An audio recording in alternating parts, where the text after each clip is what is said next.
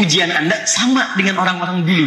Lihat bagaimana mereka mengamalkan satu amalan dan di situ Allah kabulkan dengan cepat. Saya kasih rahasia ya. Fokus baik-baik. Ini antara kita saja. Lihat sini. Persoalannya kata Al-Quran, jika Nabi, Rasul punya ujian begitu besar, tidak mengeluh, dan tetap terjamin surga dengan segala ujian ini, maka kenapa Anda, hei yang bukan Nabi? Rasul juga bukan.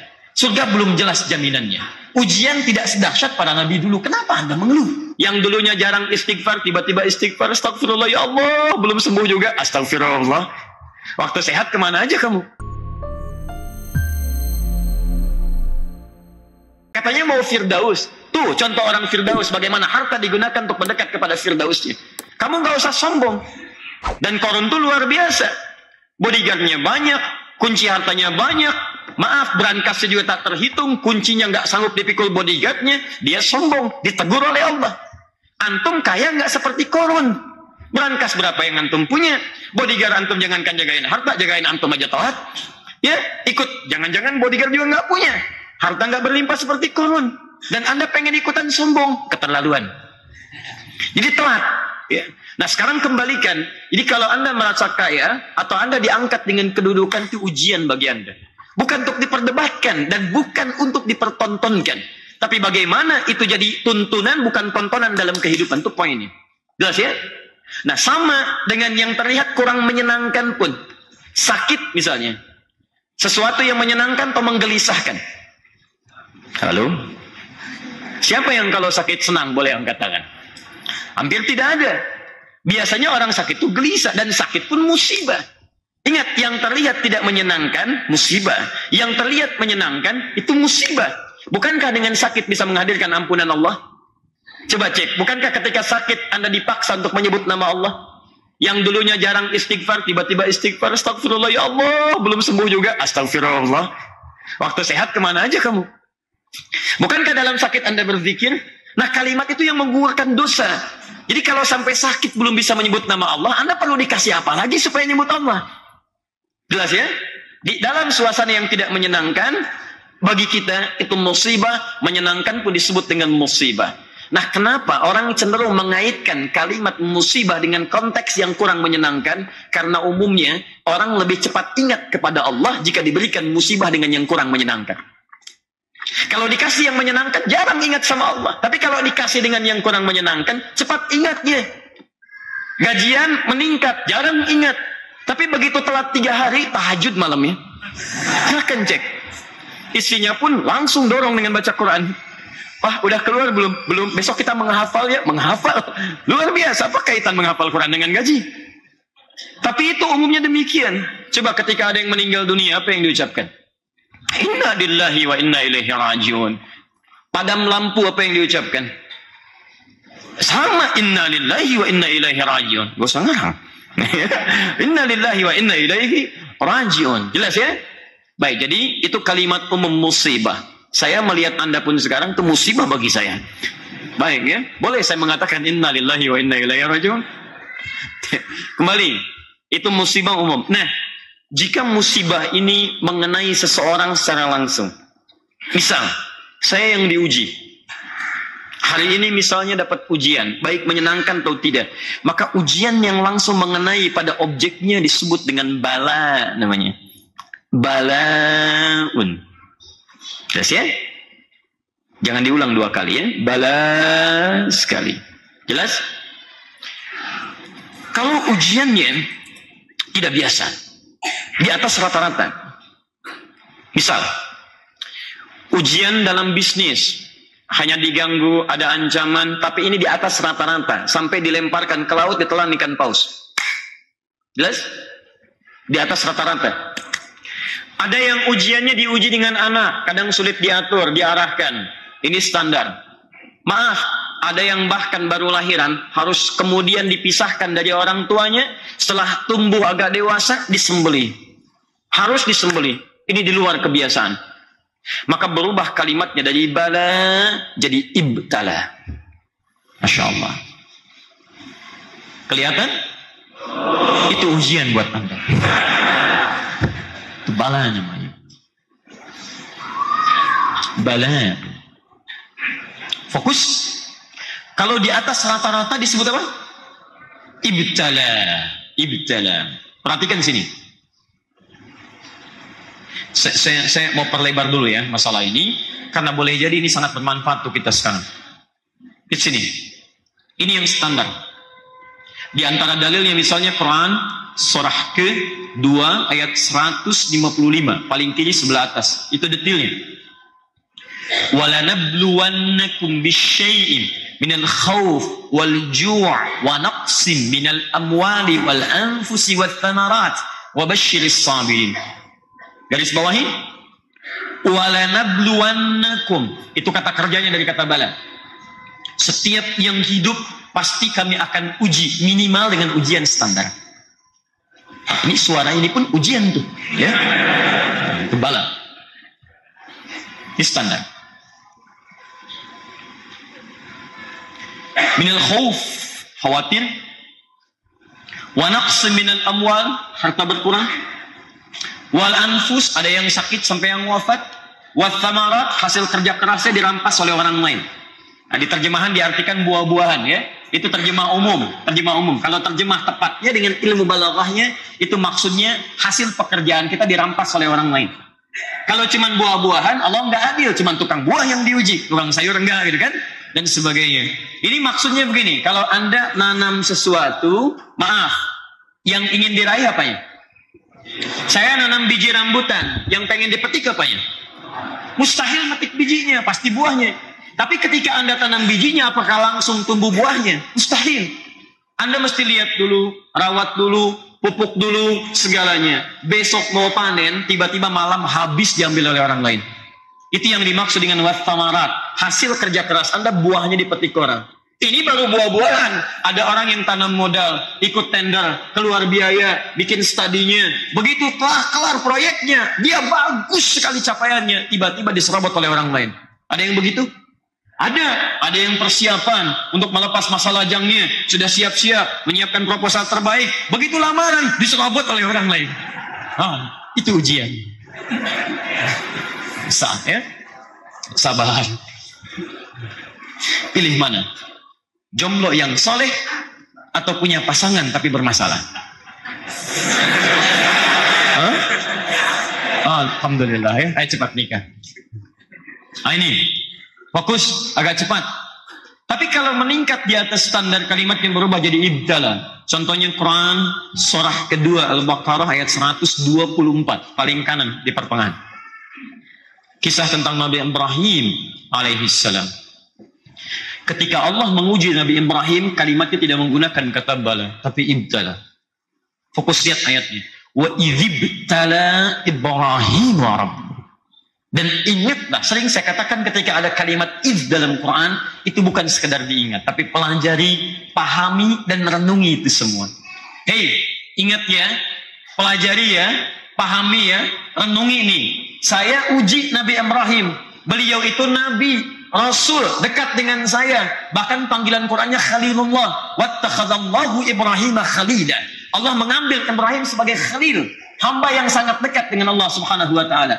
Abul Anbiya, bapak para nabi, banyak dipuji di Quran. Apakah itu semua status ini menghentikan beliau mendapatkan ujian? Tidak. Tapi diuji lebih dahsyat dibandingkan dengan hamba biasa.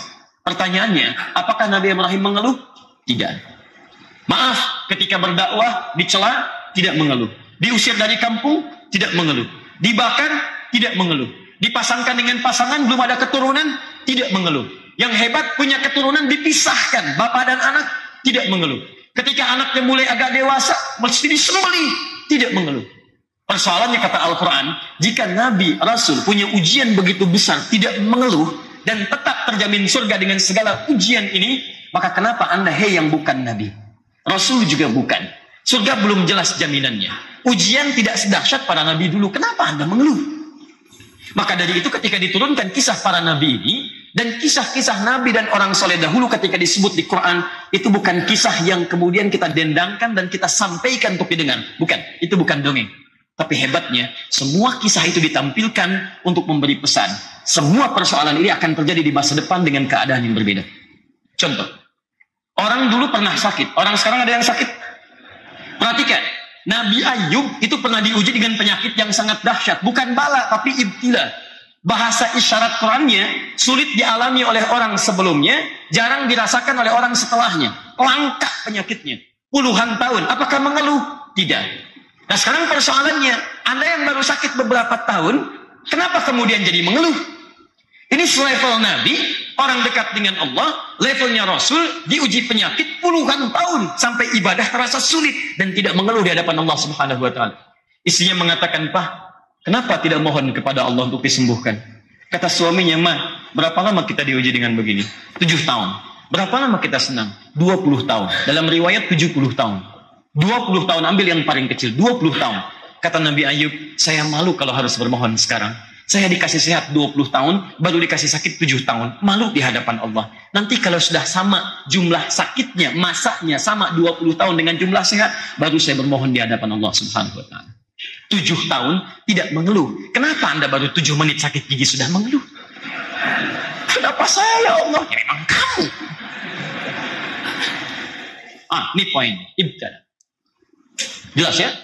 Jadi maksud saya begini, kalau Anda punya masalah zaman sekarang, punya persoalan, coba Anda kembali kepada Quran, siapa nabi-nabi dan orang saleh yang pernah diuji. Nanti insya Allah dalam waktu dekat kita akan hadirkan contoh-contoh keteladanan dalam ujian. Mungkin ujian Anda sama dengan orang-orang dulu. Lihat bagaimana mereka mengamalkan satu amalan, dan di situ Allah kabulkan dengan cepat. Saya kasih rahasia ya. Fokus baik-baik. Ini antara kita saja. Lihat sini. Anda buka Quran. Surah 21 ayat 83 sampai 92. Saya nggak akan bahas ini, cuma kasih gambaran sederhana saja. Ya. Surah 21 surah Al-Anbiya. Oke. Ayat 83 sampai 92. Di sini nanti ada beberapa jenis ujian yang dialami orang dulu, khususnya para nabi dan orang saleh. Ada yang sakit, ada yang maaf, diisengi sampai kemudian dijahili dengan satu yang luar biasa. Ada yang dapat ujian belum dapat keturunan. Ada yang dapat ujian celaan dari lingkungan masyarakat sekitaran. Ingat baik-baik ya.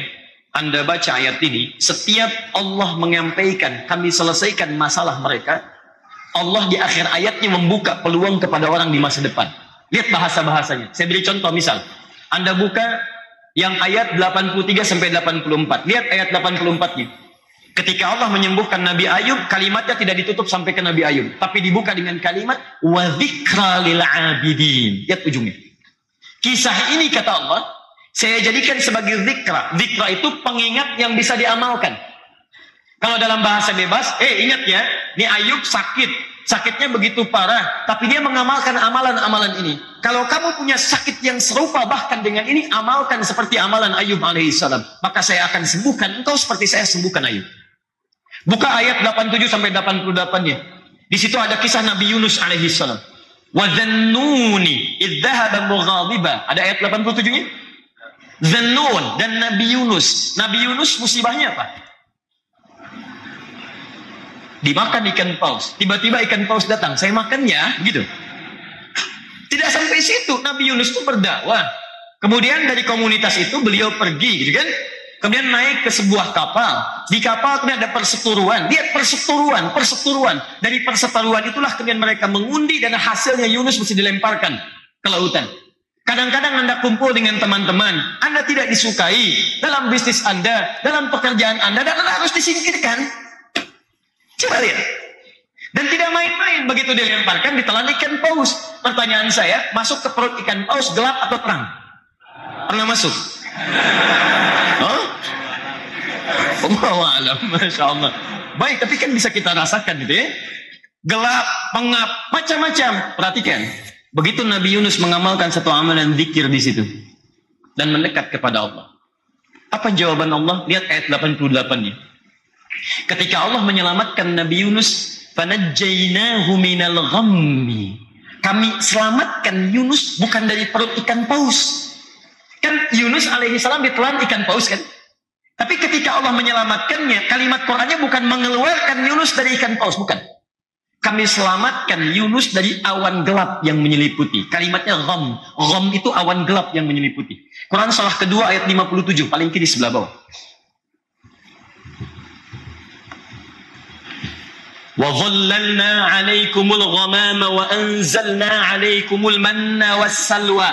Wa dhallalna 'alaikumul ghamama. Bani Israel, setiap kalian berangkat kemana-mana, kami naungi dengan awan gelap dari atas supaya teduh. Ghamam. Kalau ghamam itu konotasinya positif. Kalau ghammi konotasinya negatif. Jadi kalau ghamam itu awan gelap yang bikin teduh. Tapi kalau ghammun itu awan gelap petanda yang tidak menyenangkan. Bisa siang-siang tiba-tiba mendung. Padahal di Bekasi bukan di mega mendung. Anda gelisah atau tenang? Gelisah. Nah, ini dalam bahasa Arab balaghah disebut dengan kinayah, bahasa kiasan. Mengambil dari peristiwa untuk dilekatkan di peristiwa yang lainnya. Fokus.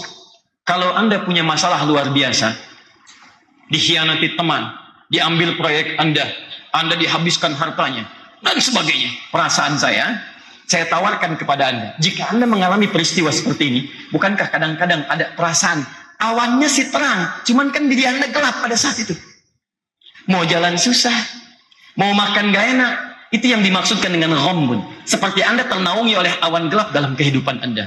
Perhatikan, kenapa Allah saat menyelamatkan Nabi Yunus tidak mengungkapkan dikeluarkan dari perut ikan paus, tapi awan gelap yang menyelimuti. Karena Allah ingin menyampaikan pesan, nanti di masa yang akan datang, ada hamba-hamba Allah yang lain yang mengalami peristiwa yang sama. Tidak masuk ke dalam perut ikan paus, tapi sama-sama gelapnya. Sama-sama sesaknya. Lihat pekerjaan Anda dirampas oleh orang lain. Anda sesak walaupun tidak masuk ke dalam perut ikan paus. Anda gelap walaupun tidak masuk ke dalamnya. Maka lihat ujung ayatnya. Wa kadzalika nunjil mu'minin. Jika mereka mampu mengamalkan amalan seperti Nabi Yunus, kami akan selamatkan. Seperti kami menyelamatkan Yunus dari perut ikan paus. Itu rahasianya. Jadi rajin-rajin Anda berinteraksi dengan Al-Quran, bukan cuma dibaca, pahami isinya. Ada pesan-pesan mendalam untuk kehidupan kita. Sama, bukankah yang kena awan sinabung kemudian jadi gelap, jadi macam-macam dan sebagainya. Kami ajak teman-teman, ayo kita amalkan amalan. Termasuk kita. Kita punya peluang untuk mengamalkan yang ketiga. Apa itu? Fitnah. Pakai F? Fitnah. Ujian yang dilekatkan pada orang lain. Tapi pelajaran yang bisa diambil bukan hanya orang itu saja. Kita yang diminta belajar dari situ. Nanti ada dua jenis. Jenis pertama berupa ujian umum. Jenis yang kedua berupa tuduhan yang negatif. Jadi yang mengerjakan si fulan yang dituduh orang lain. Itu yang kedua yang negatif. Sekarang lihat sini. Fokus. Yang kena letusan gunung di mana? Yang kena tsunami di mana? Di Aceh. Bagi mereka itu bala. Bahkan mungkin ibtila. Tapi bagi kita itu fitnah. Ujiannya bagi saudara-saudari kita di Aceh, tapi pelajarannya untuk kita yang ada di sini. Allah ingin melihat siapa yang sangat mencintai saudaranya. Siapa yang bisa menyampaikan doa dalam sujudnya untuk mereka. Siapa yang bisa menginfakkan hartanya untuk membantu mereka. Siapa yang bisa datang ke sana untuk memperbaiki rumah mereka. Memperbaiki mental mereka. Datang sebagai bagian dari saudaranya. Bagi mereka bala, bagi kita fitnah di situ. Paham? Nah, jadi dari sini, saya ingin gabungkan ketiga bagian ini. Dan setiap hari kita mesti belajar. Posisi kita sedang berada dalam fitnah, sedang berada dalam bala, dan sudah pasti tidak akan mengelak dari musibah dalam kehidupan.